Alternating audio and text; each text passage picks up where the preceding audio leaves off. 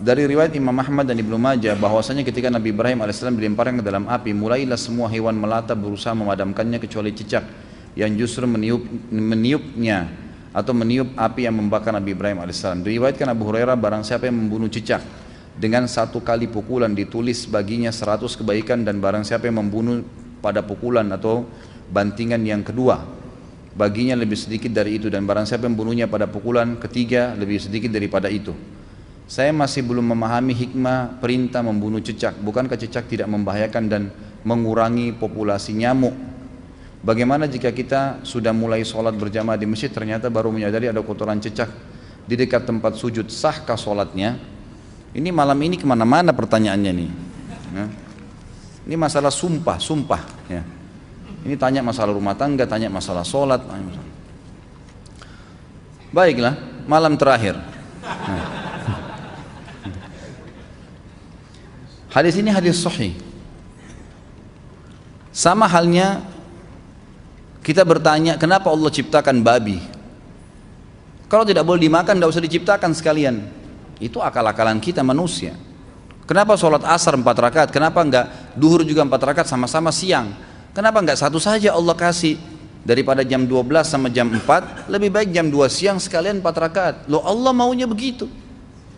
Gimana caranya kita sebagai makhluk memprotes Allah? Nggak bisa. Iman itu artinya meyakini dan mengikuti semua apa yang diperintahkan oleh Tuhan Allah SWT. Itu memang iman. Kalau masalah hikmah bisa ada atau tidak ada, tanpa ada pun tetap kita menerima hukum Allah SWT.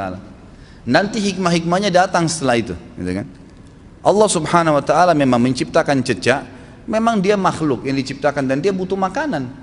Walaupun dia disuruh bunuh, dia butuh makanan. Ada beberapa hewan yang kita disuruh bunuh kan?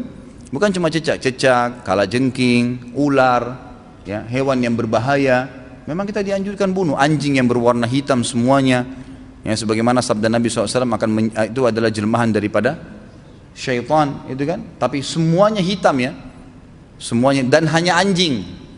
Jangan lihat orang kulit hitam. Pernah soalnya begitu di Madinah. Ada orang bilang pada saat dijelaskan ini, dia lagi tidur, dia bangun di kelas, dia cuma dengar kata-kata hitamnya boleh dibunuh. Dia bilang, Syekh, orang Afrika boleh kita bunuh kan hitam. Kata syekhnya, ini anjing hitam. Nah, jangan salah faham. Jadi memang diperintahkan membunuh cecak, membunuh tikus, membunuh ular, kalajengking, itu perintah dari Allah SWT. Apa hikmahnya? Allahu a'lam. Jadi kan, saya terus terang secara pribadi belum mendapat hikmahnya, tapi sebagai orang yang beriman kita jalani. Kita jalani. Kalau satu waktu dengan berjalannya hidup kita dapat dengan ilmu teknologi canggih, ada hikmah-hikmah tertentu, ya alhamdulillah. Tapi tanpa itu pun tetap kita imani, gitu. Seperti itu. Kalau ada kotoran cecak, sesuatu yang kita tidak tahu memang dasarnya. Kita lihat pada saat sudah bangun dari sujud atau rakaat pertama, pas rakaat kedua kelihatan ada seperti kotoran cecak. Ragu, pindah tempat. Bisa kita melangkah ke kanan atau ke kiri, gitu kan? Itu bisa pindah.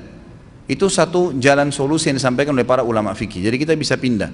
Dan masalah sebelumnya kita kalau tidak tahu sempat tersentuh itu tidak ada hubungannya. Itu berhubungan dengan masalah orang tidak tahu. Sah saja sholatnya.